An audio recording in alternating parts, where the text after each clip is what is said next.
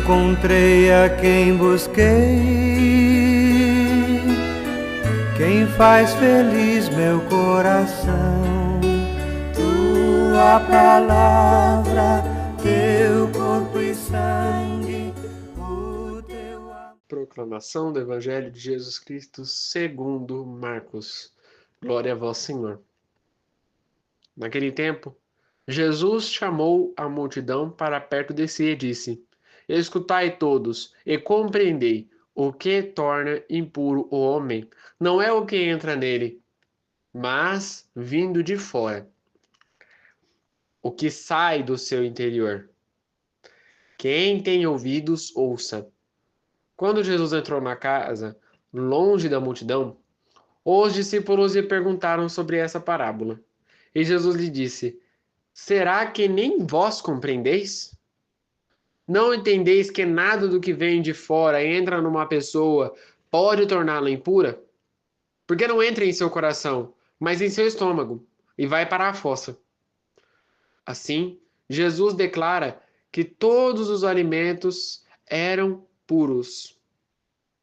Ele disse: O que sai do homem, isto é, o que torna impuro, pois é dentro do coração humano que saem as más intenções, imoralidades, roubos, assassinos, adultérios, ambições desmedidas, maldades, fraudes, devasião, inveja, calúnia, orgulho, falta de juízo. Todas essas coisas mas saem de dentro e são elas que tornam impuro o homem. Palavra da salvação, glória a vós, Senhor. Meus irmãos e minhas irmãs, que as palavras do Santo Evangelho perdoem nossos pecados. Amém. Deus criou a terra para que a humanidade tenha vida plena, árvore da vida. A condição para que a vida seja plena é que a sua liberdade, o ser humano, seja reverente à vontade de Deus, não decidindo por si mesmo o que é bem e o que é mal, sentindo da árvore do conhecimento. Por vezes o ser humano torna impuro, mancha do projeto criador. Com as ações rebeldes que brotam do seu interior, mesmo que suas práticas religiosas queiram camuflar essas más escolhas. O evangelho interessante de hoje nos traz a reflexão muito boa. Aquilo que entra no nosso coração, aquilo que entra dentro de nós, aquilo que entra pelo exterior no nosso coração, Jesus diz que não nos faz pecar. Porém, aquilo que sai nos faz pecar. Muitas das vezes, o pároco da minha paróquia disse uma vez que o pensamento muitas das vezes não é pecado. Dependendo do que for, a gente não consegue controlar aquilo que nós vamos pensar. A nossa imaginação, sim, mas o nosso pensamento não. Então, em certas reações da nossa vida, é normal a gente pensar alguma coisa. Porém, o que nós não podemos é praticar. Como Jesus falou no Evangelho de hoje, a simbologia, a anatomia do pecado é a seguinte: quando o pecado entra dentro de nós, ele faz morada ali dentro. Se a gente quiser, ele habita lá. E o primeiro lugar que ele se repousa é o coração. Se nós expulsarmos ele do nosso coração, ele sai imediatamente do nosso corpo. Mas, se ali ele ficar, se ali ele repousar, por mais que a gente tente expulsá-lo, ele não vai sair. No livro que eu estava lendo sobre a cura do ressentimento do Padre Léo, depois eu vou colocar a foto para vocês aí do livro. O livro se chama A Cura do Ressentimento. Nesse livro, ele conta especialmente isso. Padre Léo nos diz o seguinte, que através do nosso pensamento, através da nossa imaginação, quando nós ressentimos com a outra pessoa, quando nós temos essa raiva com a outra pessoa, nós guardamos isso para dentro de nós. Ao invés da gente soltar, a gente guarda. Ai, como que eu solto alguma coisa que eu tenho com raiva de alguém? Vira pra parede e começa a ficar bravo com ela. Começa a brigar com a parede. Começa a achar algum meio de você desestressar. Da gente desestressar. Nós precisamos disso. Alguma coisa que faça com que a gente solte aquilo que a gente tem. Por isso é muito importante um psicólogo. Ele vai escutar e vai te dar orientações a respeito disso.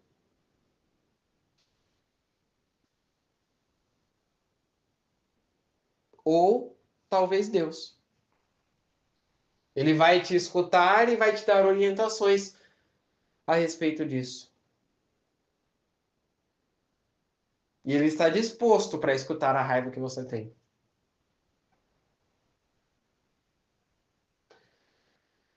O objetivo é remover aquele ressentimento do nosso coração. Mas veja bem, como nós estávamos fazendo a analogia do pecado, é a mesma coisa com o ressentimento. Ele entra dentro do nosso coração como uma raivinha, como uma coisa besta, que não vai machucar a gente. Ah, o fulano falou mal de mim, fulano não sei o quê. Tá bom. Ele entra lá e fica lá dentro. Só que se a gente continuar com isso lá dentro do nosso coração, a gente vai ficar remoendo, remoendo, remoendo, remoendo, remoendo, até que vai chegar num ponto em que a gente não vai conseguir nem olhar para a cara do fulano. A gente vai olhar para o fulano falando, bom dia. Vai embora calado. Isto é o ressentimento. Ao ponto de que qualquer coisa que o fulano fale contra você, você despeja aquilo. E a cada noite em que você passa sozinho, você começa a remoer aquela cena, relembrar daquela cena. E julgar aquela cena. O pior de tudo é quando a gente julga. Aí o ressentimento já está mais alto do que tudo. Quando a gente julga aquela cena, aí a gente se torna o juiz da causa. Nós que determinamos os culpados e os inocentes. O Padre Léo falava desse jeito. Nós determinamos cada dia uma sentença diferente para aquela pessoa. Nós determinamos como aquela pessoa deve ser julgada. Isto é o ressentimento. Isto é a mágoa. E por mais que a gente tente retirar isso do nosso coração, a partir do momento em que se torna ressentimento, fica mais difícil. Eu digo, não é impossível. Da mesma forma que ele entrou, ele sai.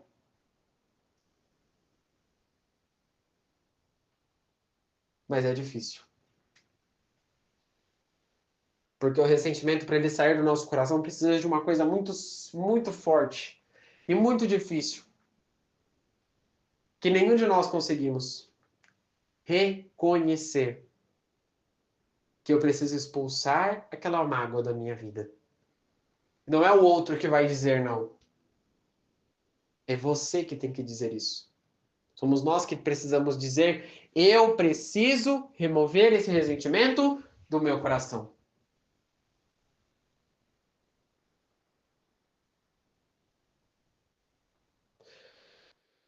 Paulo, na carta aos Efésios, ele diz assim: contudo, irmãos e irmãs, que o sol não se ponha sobre o vosso ressentimento.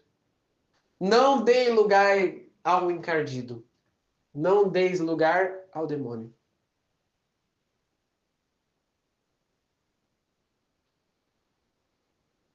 Mas se isso acontecer, fazei ao máximo para expulsá-lo do seu coração. Paulo deixa bem claro. que nessa carta, Paulo deixa bem exemplificado e bem na cara. A gente não vai conseguir combater 100% o ressentimento contra a gente. A gente não vai conseguir usar uma espécie de vacina contra o ressentimento. Não existe. Porém, nós precisamos ter a ciência de que não podemos deixar o sol se pôr sobre o nosso ressentimento. Padre Léo falava muito isso.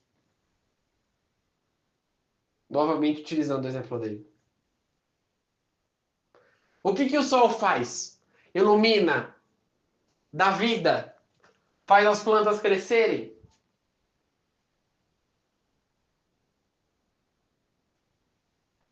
Vou usar um exemplo melhor.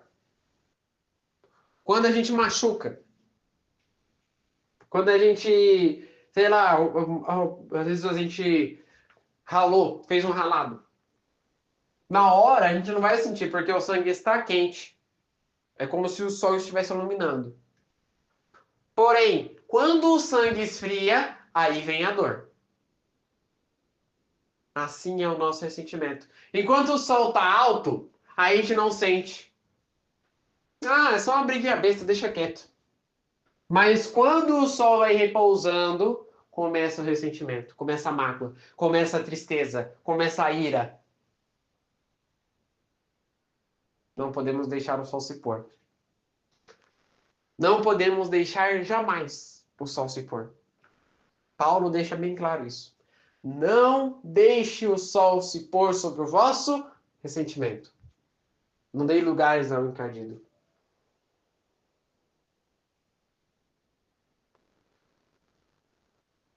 Contudo, o que Jesus quer nos explicar no Evangelho de hoje é exatamente isso. O pecado só se torna pecado contra o outro quando nós guardamos no nosso coração. Enquanto a gente não coloca ele no nosso coração, enquanto a gente não pratica, é somente uma ira que eu tenho contra o outro. Basta termos oração e fé em Deus, e tudo se resolverá. Rezemos juntos. Pai nosso, que estais nos céus, santificado seja o vosso nome. Venha a nós o vosso reino, seja feita a vossa vontade, assim na terra como no céu. O pão nosso de cada dia nos dai hoje. Perdoai as nossas ofensas, assim como nós perdoamos a quem nos tem ofendido. E não nos deixeis cair em tentação, mas livrai-nos do mal. Amém. Que no dia de hoje fique na paz e na alegria de Deus.